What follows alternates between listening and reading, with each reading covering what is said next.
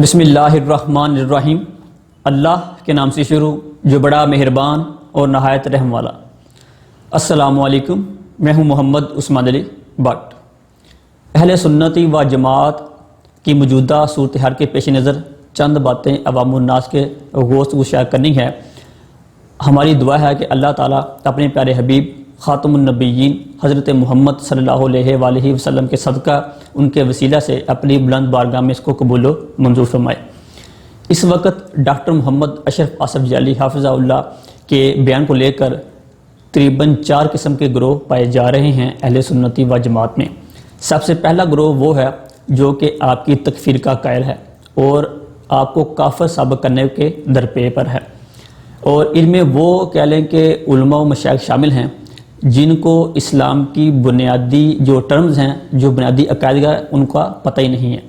ان کو اس بات کا علم ہی نہیں ہے کسی بندے کو کافر کب کہا جاتا ہے، اور وجوہ خارج الاسلام ہونے کے لیے کن باتوں کا لازم آنا، اس پر عمل ہونا، یا کہہ لیں کہ اس کا صادر ہونا ضروری ہے۔ یہ وہ لوگ ہیں کہ جن سے اگر ہم نماز، روزہ، زکوٰۃ، حج وغیرہ کے مسائل پوچھ لیں تو یہ کتابوں کی طرف دوڑتے ہیں کہ کتاب میں کیا لکھا ہوا ہے، مگر جب بات آئے کہ اپنے مخالف کو کہہ لیں کہ اس کا ایمان ثابت نہ کرنے کے لیے، ان کو کافر ثابت کرنے کے لیے ان کی زبان فوراً چل پڑتی ہے۔ جو لوگ فقہ اور کہہ لیں کہ علم الکلام کے ماہرین ہیں یا ان کا ذوق رکھتے ہیں، وہ اس بات سے بخوبی واقف ہیں کہ یہ کتنا مشکل کام ہے کسی بندے کو کافر کہنا۔ دوسرا گروہ وہ ہے جو کہ ڈاکٹر صاحب کو بے ادب اور گستاخ کہہ رہا ہے، اور اس کے مطابق ڈاکٹر صاحب گستاخ ہیں، ان کے پاس بھی کوئی بھی علمی تحقیقی جو دلیل ہے وہ بھی موجود نہیں ہے۔ ہاں البتہ ان کا ایک نظریہ یہ ہے کہ ڈاکٹر صاحب کی معافی قابل قبول ہے، مگر وہ ہمارے پاس آئیں،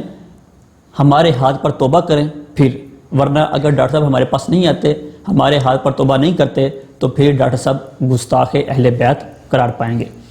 اور جو تیسرا گروہ ہے وہ یہ ہے کہ جو کہ ڈاکٹر صاحب سے اعلان برات کر رہا ہے، یہی گستاخی کو مد نظر رکھتے ہوئے، اور کہہ رہا ہے کہ ڈاکٹر صاحب کا بائیکاٹ بھی کیا جائے اور ان کو سزا بھی ملنی چاہیے۔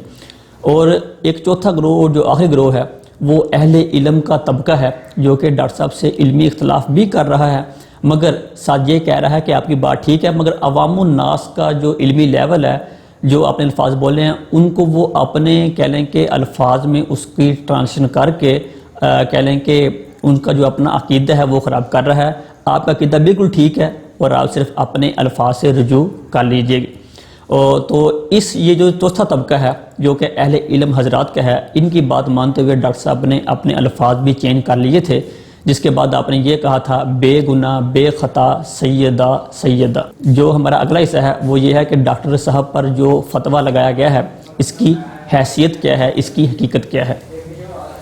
اگر ہم ڈاکٹر محمد اشرف آصف جعلی حافظہ اللہ آپ کا جو بیان ہے، اس کے بعد جتنے بھی بیانات آئے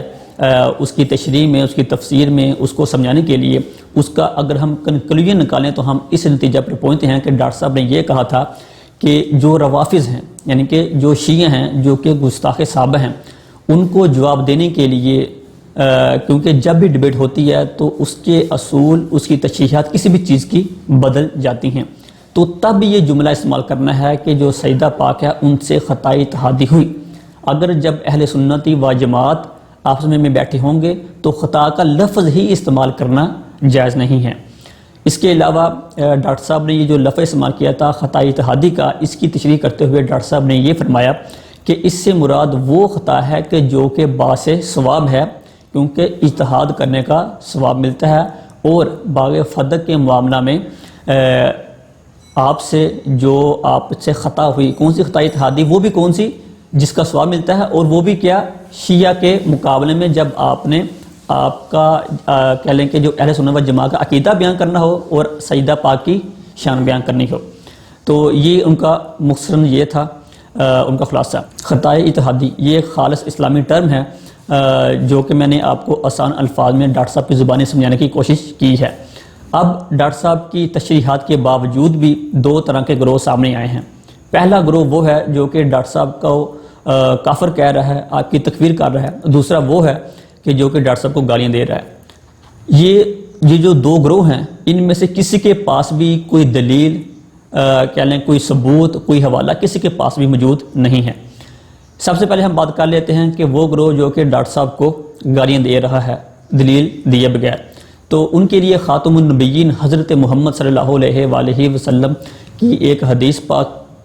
میں سنا دینا مناسب سمجھتا ہوں، جس سے تمام عوام الناس کو خود بخود کہہ لیں نتیجہ نکالنے میں آسانی ہوگی۔ آپ صلی اللہ علیہ وآلہ وسلم کا فرمان ہے کہ گالم گلوچ کرنے والا کون ہے؟ شیطان، جو کہ بےہودگی پھیلاتا ہے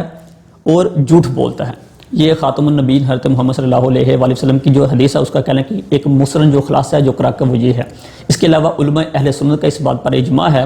کہ گالی دینا یہ گناہ کبیرہ ہے۔ اس کے علاوہ ایک وہ گروہ جو کہ ڈاکٹر صاحب کو کافر کہہ رہا ہے، اس کے پاس بھی کوئی بھی شرعی دلیل نہیں ہے۔ اگر ہم بالفرض اس کی یہ بات مان لیں کہ ڈاکٹر صاحب کافر ہیں کیونکہ خطائی اتحادی کہنے سے، تو اس سے کہہ لیں کہ جو سواد اعظم ہیں اس کے جتنے بھی اکابرین ہیں ان میں سے کوئی بھی نہیں بچتا۔ اشیاء امام احمد رضا خان فاضل بیوی علیہ رحمہ سے لے کر اوپر تک کہہ لیں کہ سب پر یہ فتویٰ صادر ہوتا ہے۔ ڈاکٹر صاحب کو گستاخ کہنے کا مطلب، ڈاکٹر صاحب سے معافی کا مطالبہ کرنے کا مقصد یہ ہے کہ ہم تمام اکابرین کو نہیں مانتے۔ اس کا مطلب کہہ لیں کہ آسان الفاظ میں یہی بنتا ہے۔ دوسرا وہ طبقہ جو کہ ڈاکٹر صاحب کی تکفیر کر رہا ہے، ان کو کافر قرار دے رہا ہے، دائرہ اسلام سے خارج قرار دے رہا ہے، ان کے لیے میں خاتم النبیین حضرت محمد صلی اللہ علیہ وآلہ وسلم کی ایک حدیث پر کوٹ کرنا مناسب سمجھتا ہوں، جس کا مفہوم کچھ یوں ہے کہ اگر دو لوگ بیٹھے ہیں تو ایک دوسرے مسلمان بھائی کو کہے کہ اے کافر، اگر اس کی کوئی شرعی کہہ لیں کہ جواز موجود نہ ہوا تو وہ جو کفر کا جو اس نے فتویٰ لگایا ہے وہ خود اس کی طرف لوٹ آئے گا، دونوں میں سے جو ایک بندہ وہ کافر ہو جائے گا۔ تو علماء اکابرین کی، علماء اہل سنت کی جو کتابیں ہیں ان کو دیکھنے سے یہ بات واضح طور پر ہمیں سامنے آتی ہے، ملتی ہے کہ خطائی اتحادی یہ بالکل ان سے ثابت ہے۔ ہاں، یہ ایک الگ اختلاف ہے کہ خطائی اتحادی کا اطلاق کس طرح ہوا، کون اس کی تشریحات کس طرح کرتا ہے، اور ہم سلام کرتے ہیں اس طبقے کو، اس اکابرین کو جو کہ ڈاکٹر صاحب سے علمی اختلاف کر رہے ہیں مگر کوئی بھی شرعی حکم نہیں لگا رہے، کیونکہ ان کو پتہ ہے کہ اگر ہم شرعی حکم لگائیں گے تو اس کا جو اثر ہے وہ کس حد تک اور کون کون سے علماء کرام اس کے انڈر آ سکتے ہیں، ان کو اس بات کا بخوبی پتہ ہے، اس وجہ سے وہ خاموش ہیں۔ یہاں پر ایک سوال جو کہ ڈاکٹر صاحب سے اس طرح کی باتیں کر رہے ہیں، سوال کر رہے ہیں، ان سے ہم بات کرنا چاہتے ہیں۔ اگر آپ کے اصول کو فالو کر لیا جائے تو پھر تو اسلام کی جو 1400 سال کی عمارت ہے وہ تو یکدم گر جائے گی۔ اگر حضرت اماں عائشہ صدیقہ رضی اللہ تعالی عنہ، آپ اور حضرت امیر معاویہ رضی اللہ تعالی عنہ، اگر آپ دونوں کی طرف خطائی اتحادی کی نسبت کی جا سکتی ہے اور یہ جو گروہ ڈاکٹر صاحب کے خلاف ہے اگر یہی کر رہا ہے، تو پھر اگر آپ سجدہ پاک کی طرف کر دی گئی ہے تو اس میں حرج ہی کیا ہے؟ یا تو آپ اپنا اصول بدل دیں، پھر ہم بھی اپنا اصول بدلنے کی طرف سوچیں گے۔ اگر اس میں کوئی شرعی معاند نہ ہوئی تو پھر ہم بھی اس طرف جائیں گے۔ اصول ایک ہونا چاہیے۔ اگر خطائی اتحادی کا مطلب یہ ہے ثواب، تو پھر تو ہم یہ کہتے ہیں بے گناہ بے خطا معاویہ، بے گناہ بے خطا سیدہ عائشہ، پھر ہم یہ بھی کہیں گے بے گناہ بے خطا سیدہ فاطمہ۔ اگر آپ یہ اس اصول کو فالو نہیں کرتے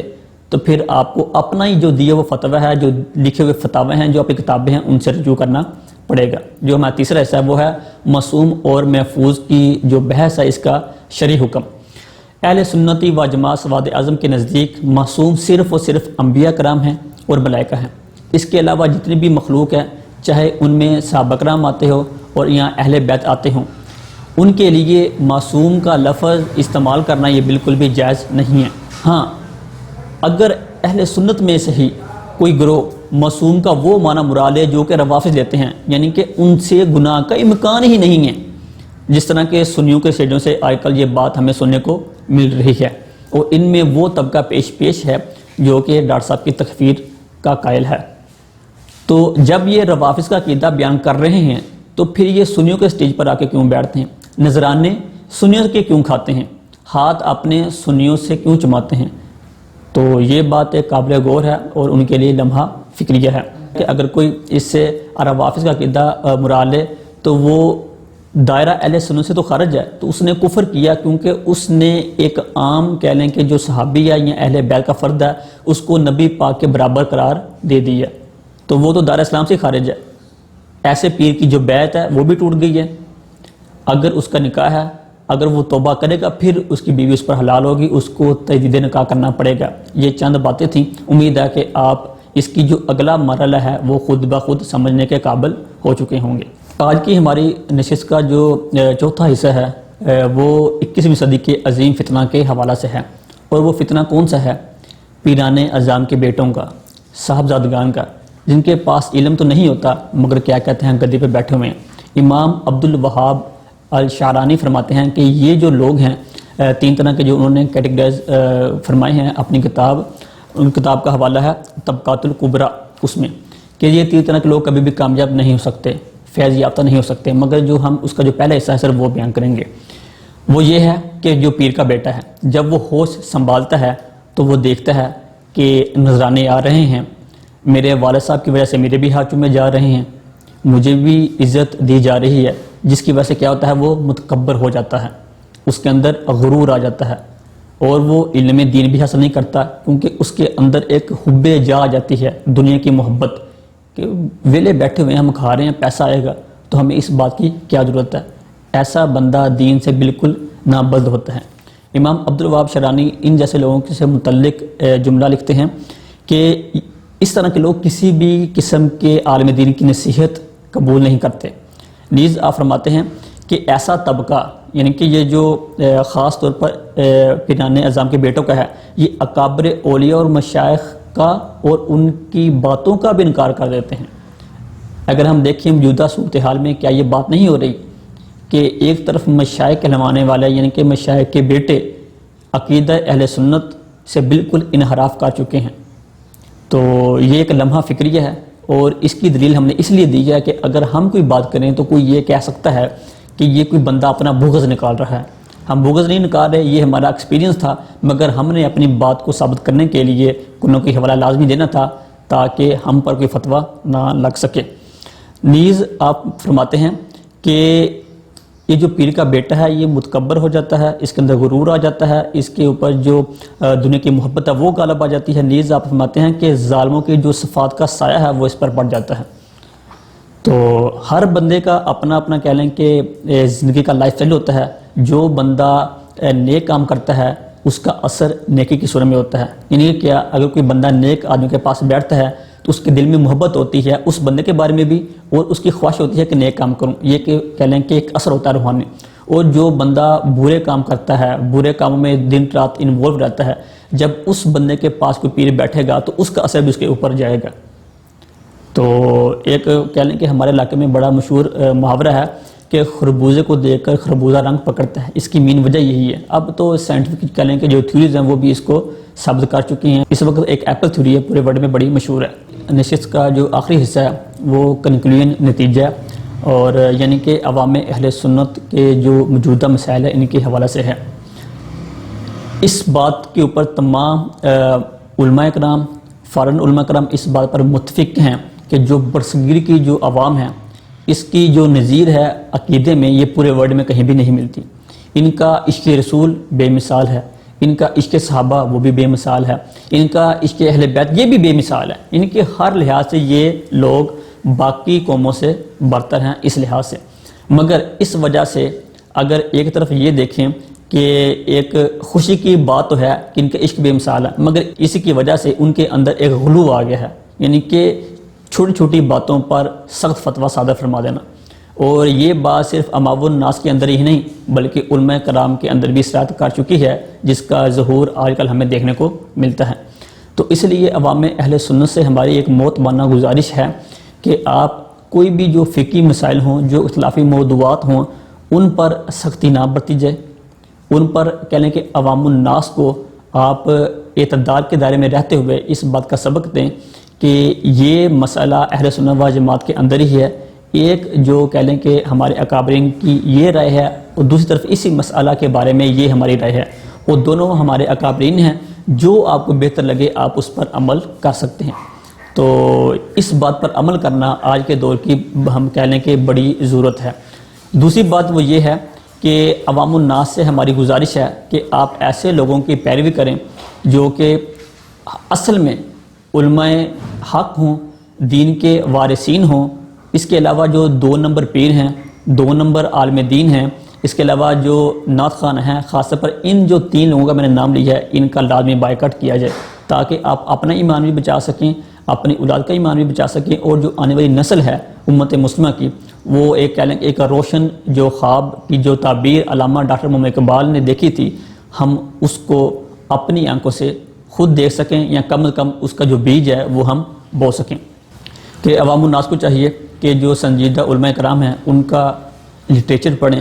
ان کی طرف رجوع کریں تاکہ آپ اپنے عقائد کو محفوظ رکھ سکیں۔ تو یوں تو بے شمار علماء کابرین ہیں، مگر میں چند کا نام لینا مناسب سمجھتا ہوں جن کا لٹریچر مجھے پڑھنے کا اور مجھے ان سے استفادہ حاصل کرنے کا اتفاق ہوا۔ ان میں مولانا الیاس عطار قادری حافظ اللہ، دعوت اسلامی کے بانی، امیر اہل سنت، اس کے علاوہ انڈیا کے بڑے مشہور و معروف عالم دین ہیں، اسلام میں ماڈرنزم کے حوالے سے کافی ان کا کام ہے، علامہ نظام الدین صاحب مصباحی جو کہ جامعہ اشرفیہ کے مفتی صاحب ہیں۔ اس کے علاوہ شیخ الحدیث و تفسیر پیر سید غلام صلی القاسمی حافظہ اللہ۔ آپ کا جو لٹریچر ہے وہ اس دور میں کہہ لیں کہ اہل سنت و جماعت بلکہ تمام مسلمانوں جو یوتھ ہے اس کے پاس اتنا ٹائم ہی نہیں ہے کہ ہم کتابیں پڑھ سکیں۔ انہوں نے اپنی کتابوں میں کہہ لیں کہ سمندر کو کوزے میں بند کر دینے کی جو صلاحیت ہے وہ ان کے اندر ہے، اس کا انہوں نے بھرپور کہہ لیں کہ مظاہرہ بھی کیا ہے۔ اور اس خاص پارٹیکولر یہ جو ایشو ہے اس کے حوالے سے ایک کتاب ہے، ورلڈ رینوڈ ریسرچ اسکالر ہیں شیخ ثاقب بن اقبال الشامی حفظ اللہ، ان کی کتاب ہے مسلک اعتدال۔ آپ اس کو کہہ لیں کہ اپنی بیڈ بک بنائیں، اپنے پاس رکھیں تاکہ آپ کو اس بات کا احساس ہو سکے کہ اختلافی مسائل میں کس طرح کا رویہ اختیار کرنا چاہیے۔ ہم اس کے ساتھ ساتھ اپنا ایک دل کا درد بھی رکھنا چاہتے ہیں۔ ایک نیا فتنہ سامنے آ رہا ہے کہ روافظ کا عقیدہ، ناصبیوں کا عقیدہ، خارجوں کا عقیدہ مکس اپ کر کے اہل سنت و جماعت کے ایک گروہ کو تیار کیا جا رہا ہے جو کہ ان سے انحراف کرے۔ تو یہ ایک لمحہ فکری ہے امت مسلمہ کے لیے، تو اس کا جو تدارک کرنا وہ ہمارے لیے بے حد ضروری ہے۔ اور یہ فتنہ کام کس طرح کرتا ہے، اس کا طریقہ وعدہ یہ ہے کہ نام تو امام احمد رضا خان فاضل بیوی علیہ رحمہ کا لیا جاتا ہے، مگر جو عقیدہ ہے وہ غیروں کا بیان کیا جاتا ہے۔ تو اس لیے عوام الناس سے میری گزارش ہے کہ جو عقیدہ فتاوی رضویہ میں موجود ہے، جو بنیادی عقائد اشیاء امام احمد رضا خان فاضل بریلوی علیہ رحمہ نے بیان کر دی ہیں، ہمارے لیے وہی مشعل راہ ہیں، اور ہمیں چاہیے کہ ہم اسی پر